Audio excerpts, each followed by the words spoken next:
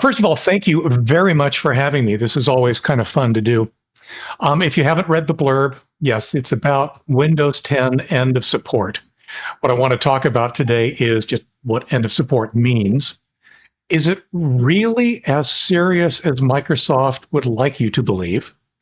And what are your options if you can't or just don't want to upgrade to Windows 11? Now, what's neat about this is that honestly, having been in the industry for a while, this is not anything we haven't seen before. So we've got a good sense of what to expect. I'm going to cover some of the options, which options might make sense when, and of course, as well as a few gotchas along the way. This is not going to be a death by PowerPoint presentation. I've got Windows 10 available to share if it makes sense to clarify anything along the way. The other thing I wanted to point out is that given the format of Zoom meetings, I think it's probably best if we can save any questions for the end. I've got plenty of time to take whatever questions you might have about Windows 10 or honestly anything else. So, Windows 10 end of support. Officially, it was last October the 14th. But of course, Microsoft can't leave things clear. There's now what's called the ESU or extended security updates available, which essentially push out that end of support date for another year to October the 13th of this year. Now, you do need to enroll, which should be available in the Settings app, in the Windows Update section of the Settings app. There are what I would call conflicting or at least unclear requirements. ESU is no additional cost if you are syncing your PC settings. Many people don't even realize that they are, in fact, syncing their PC settings, so they're surprised when they get this for free. Supposedly, you can redeem 1,000 Microsoft rewards points. I didn't even know what those were until I went and looked and found that I had somehow accumulated something like 7,000 of them. And there's also this concept of a one-time purchase for $30 or whatever the local currency equivalent might be, plus applicable sales tax. Here's the thing. I've not yet run into anyone, not a single person, who's actually paid any money for this. Most people, like I said, are syncing their settings. And to be clear, I was kind of really afraid of that when they first announced it, because it was my assumption, my understanding, that using OneDrive to back up was part of that syncing. Fortunately, it is not. OneDrive backup, if you haven't run into it yet, it's something to be avoided almost at all costs. So it's great, right? I've run into lots of people who have apparently done none of the above, and yet they've still been offered ESU. I've also run into people who, in theory, should be able to get ESU, who for some reason are not. So I've kind of classified it as Schrodinger's end of support.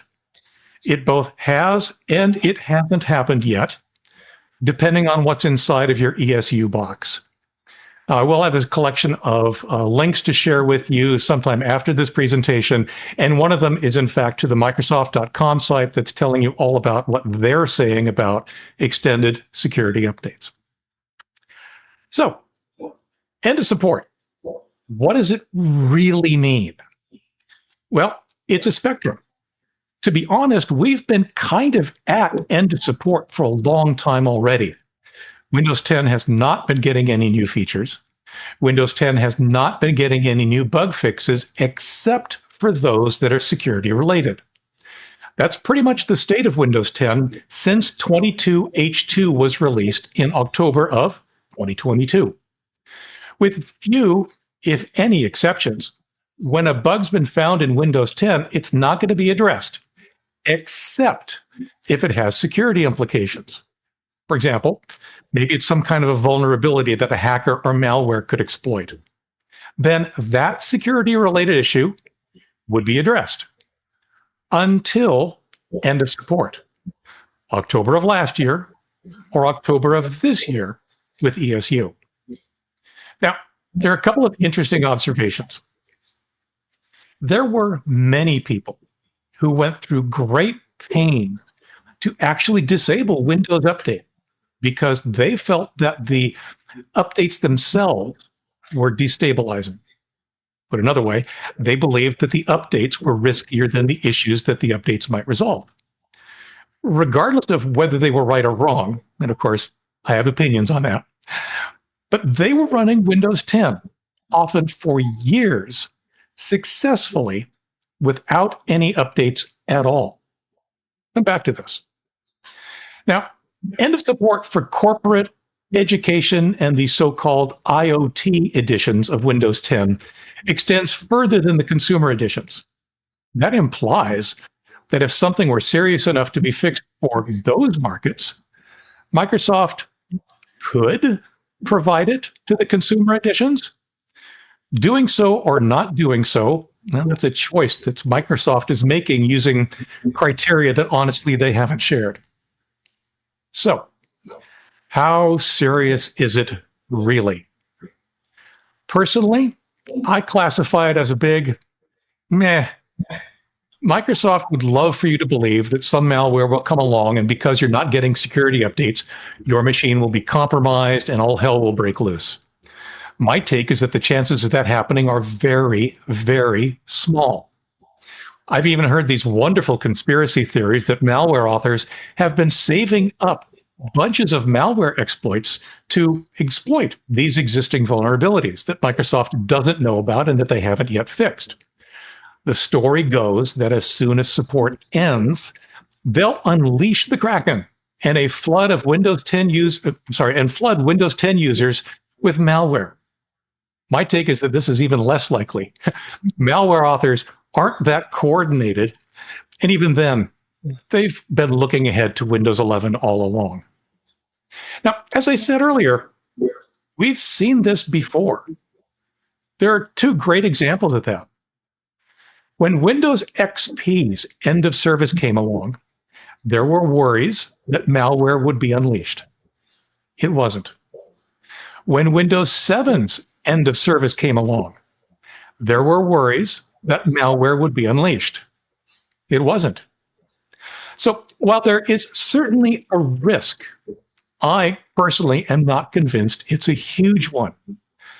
I suspect that other, more practical things are going to impact your decision of what to do. So, what are your options? There are three. Number one, sticking with Windows 10. I'm a contrarian. I firmly believe that you can continue to use Windows 10 safely even after the end of support date, whichever end of support date happens to apply. This takes two things.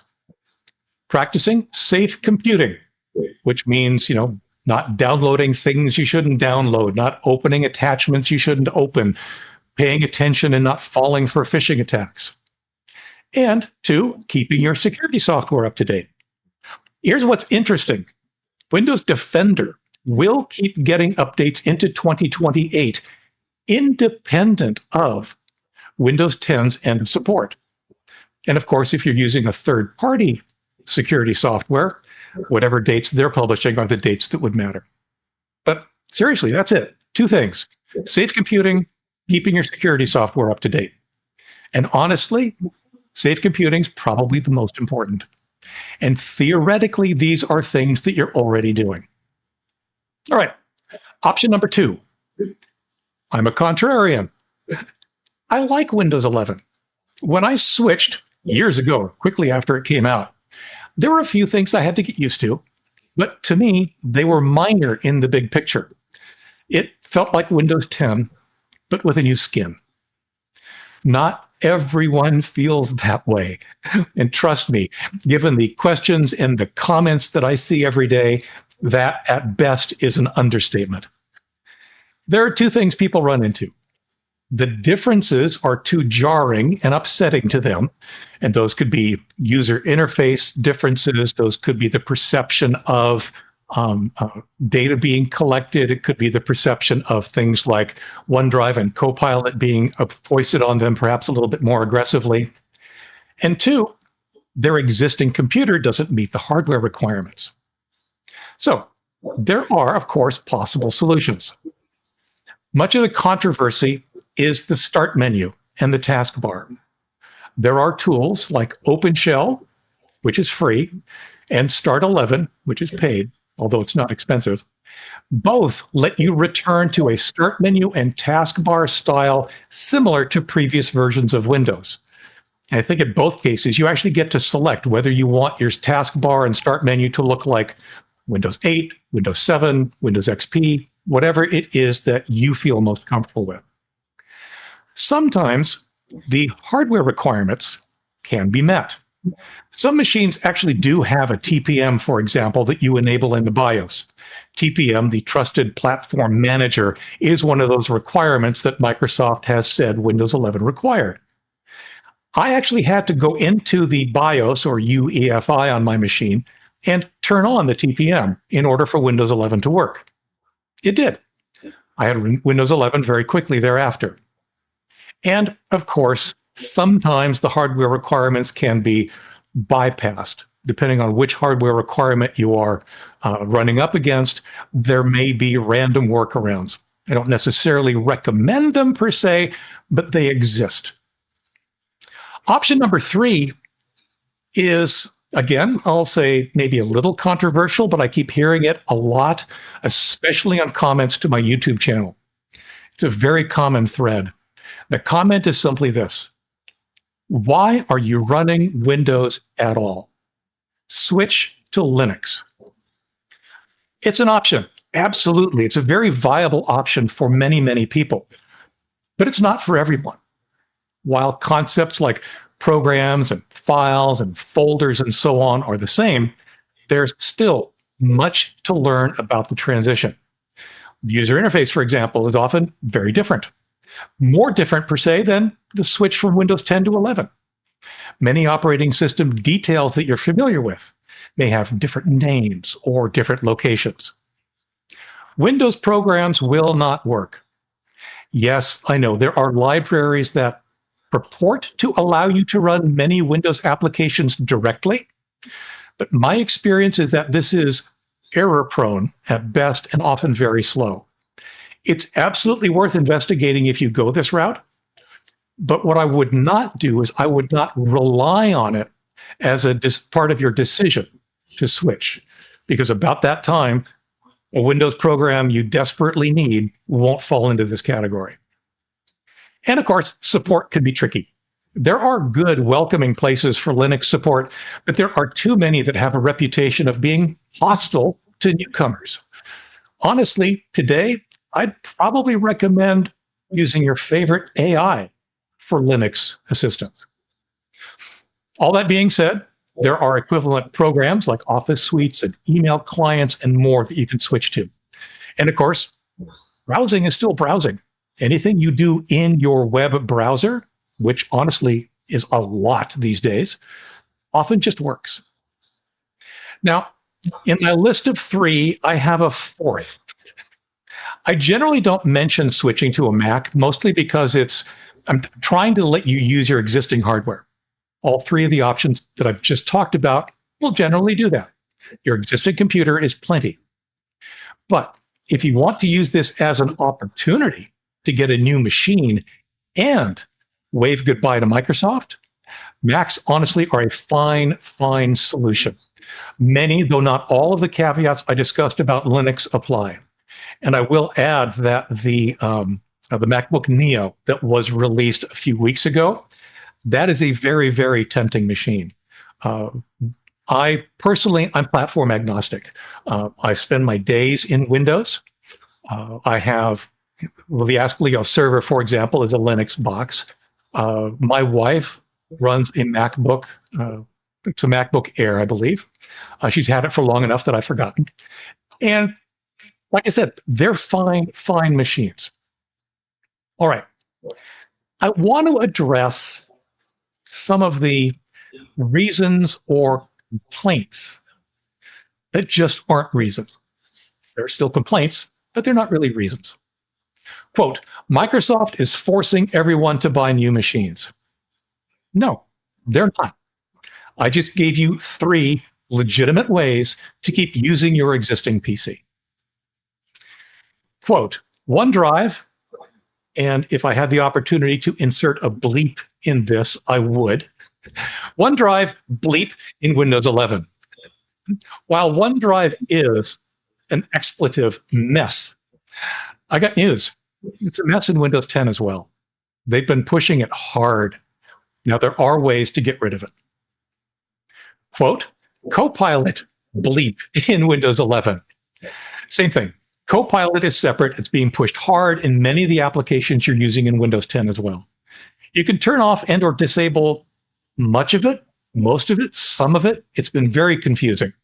And recent statements by Microsoft seem to promise that they're actually pushing back on this aggressiveness as well. Quote, the recall feature invades my privacy. No, it doesn't. Supposedly, this feature takes a snapshot of what you're doing periodically so that you could refer back to it. It does not do that unless, A, you have a Copilot Plus PC. You'll know if you do because it'll be branded as Copilot Plus somewhere. And B, you explicitly turn it on. After the initial controversy, the recall feature is off by default. So these are all issues, to be sure, but many of them, I'll even say most of them, are actually independent of the Windows 10 decision-making process. All right. One reason that might be a reason to move to Windows 11. Someday, your favorite software package may stop supporting Windows 10. I've already heard reports of a handful of applications in my thinking jumping the gun and doing this already. I'm not sure if it's TurboTax or QuickBooks or whatever. Given that today is tax day, I suspect we've all moved on from that. But you get the idea. They apparently dropped support for Windows 10 like a hot potato. Realistically, yeah, as years go by, software may stop supporting Windows 10. But again, we've been here before. With the exception of a few outliers, we're typically talking years. Honestly, it's typically longer than the life of the hardware you're using. All right. So, what's my recommendation? Bottom line. You know, if your hardware supports it, or especially if you're getting a new machine anyway, embrace Windows 11. I know that for some, you might feel that that implies you need to embrace the suck, as the Navy SEALs might say. But my experience is it'll feel less sucky after you've used it for a while. Pragmatically, it's the best way to make sure you're running a fully supported computer system and one that's supported by current applications. Now, if you can't, your hardware doesn't work, or you just can't bring yourself to take it on, keep using Windows 10. You'll be fine. Keep your guard up, of course. But honestly, you should be doing that anyway, regardless of which OS, which version of the OS you're running. And if you're feeling adventuresome, or you just want to give Microsoft the heave-ho, have a peek at Linux. Now, I've actually got a course that I'm finishing up on switching to Linux. Particularly if you spend your days primarily in a web browser, it might be all you need.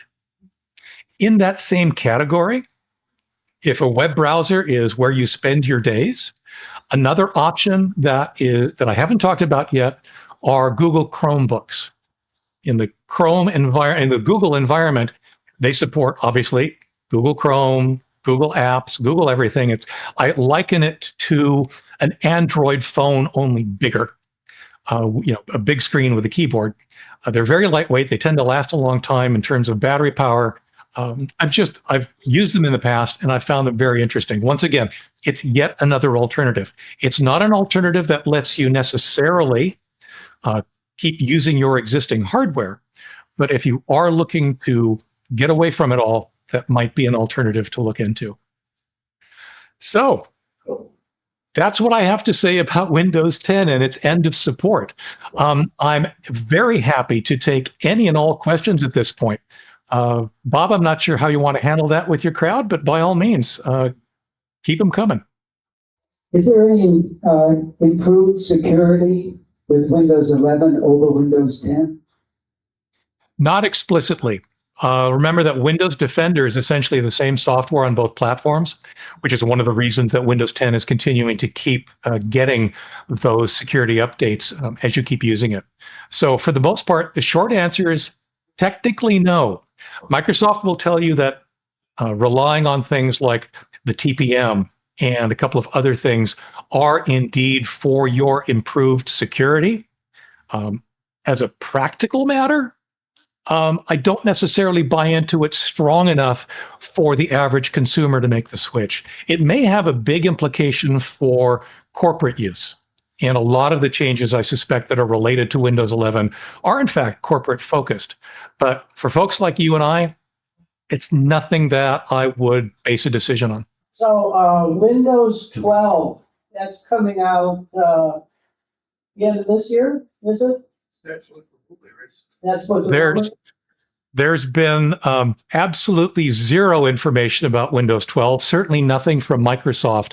I think a lot of people, YouTubers in particularly for some reason, they're using Windows 12 as kind of a clickbait headline to try and get viewers, but there's literally no information on it. So I think that there's just nothing we can speculate about. Will it exist? When will it exist? What will it look like? Unfortunately.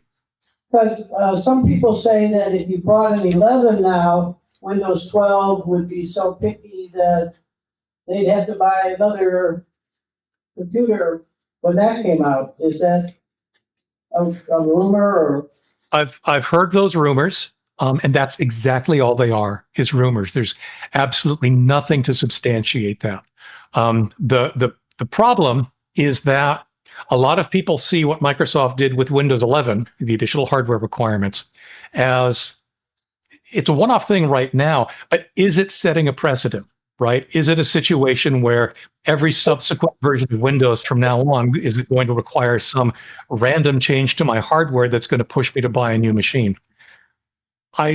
It's no. I mean, I don't know, clearly, to be honest. But like I said, there is zero data to say one way or the other. So at this point, I wouldn't put too much stock into any rumors about Windows 12. Another question about security. Windows 11 has the TPM. TPM would be a location for passkeys. And so 11 is more easily going to support passkeys. And I guess I'm just wondering if 10 supports passkeys in general. Is there much of a difference between using 10 or 11 and passkeys? In theory, again, TPMs are going to store the passkeys and a bunch of other credential-related information more securely. But from a personal computer, from an average computer user point of view, those just aren't as big a threat for us. Again, they are in the corporate world, right? Corporate world gets attacked very differently than the individuals do.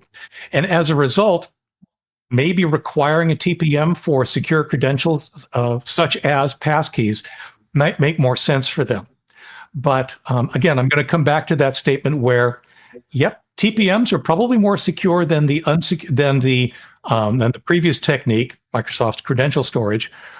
But it's not something that I would necessarily use as a decision point in deciding whether or not to switch to Windows 11 as a consumer. Leo, question for you. Could you very quickly, easily explain what is a TPM? Quickly and easily. Well, there's a challenge. Make it so that people can understand it. I guess the best way to think of it, they tend to refer to it as a secure enclave in some places. It's essentially a way where the access for its contents is very strictly controlled at the operating system level.